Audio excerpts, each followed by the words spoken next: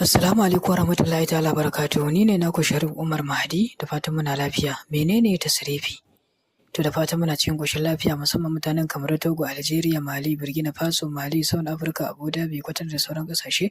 Ina kowanne mu fatan alkhairi da fatan muna lafiya.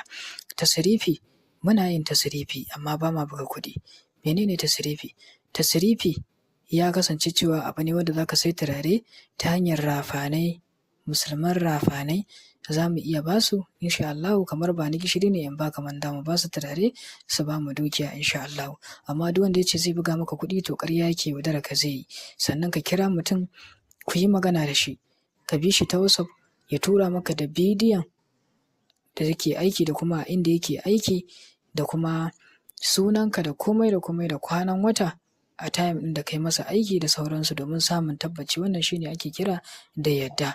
Insha Allahu. In dai mutum ba zai yadda ya tura maka da sabon aikin da kuka yi ba da sauransu, to babu yadda. In dai mutum ba zai yadda ya kira ka ta bidiyo call ku yi magana ba, to babu yadda. Tasrifi wani abu ne wanda yawancin mutane da yawa suna yin ƙorafi akan cewa an yaudare su, ko an cuce su, ko an ha'ince su, an ci amana, sai sa suke jin tsoro su ƙara komawa domin a sake masa aikin tasrifi.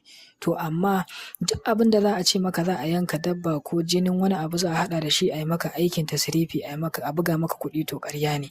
Sannan daga yanayin da za ku yi magana kai da mutum, ya kamata a ce ka gamsu, ko kuma ya kamata ka fahimci cewa wannan mutum mai ƙarya yake, amfani yake da bidiyoyinmu da muke ɗorawa, yana ɗauka shi ma yana yaudarar mutane da su insha Allahu. Wannan shine. Amma in dai kana so ka samu tabbaci akan tasrifi, sai mun baka tabbaci sannan tukunna za ka yi aiki insha Allahu. Ko mu baka ka yi da kanka, ko ka sai turare ka aiko mana da shi, ko kuma ka zo da kanka mai aiki, ko kuma ka tura da kuɗi a siya. Aikin tasrifi aiki ne wanda baya wuce minti 10, minti 5, minti 15 an kammala. Amma duk wanda ya ce ma za a ɗauki kwana 21 ko wata ɗaya ko sama da haka ko ƙasa da haka, to magana ta gaskiya ƙarya yake yi, cutar ka zai yi. Aikin tasrifi baya ɓata lokaci insha Allahu. Ga duk masu buƙatar aikin mu na tasrifi insha Allahu, sai mun baka tabbaci tukunna insha Allahu za ka tura da kuɗinka insha Allahu, ko kuma ka zo da kanka a aiki a buga kuɗi. Imma riyal, ringgit, jini, pounds, naira, euro, dala, kowane kalan kuɗi insha Allah muna aiki, sannan muna aikawa da su ko ta hanyar rafane zuwa inda kake, ko a akawun ɗinka, ko kuma ka zo da kanka ka zo ka karɓa aikin ka bayan mun kammala insha Allah. To ina wannan mu fata alkhairi ga duk masu buƙatar aikin mu, za su yi mana magana a WhatsApp.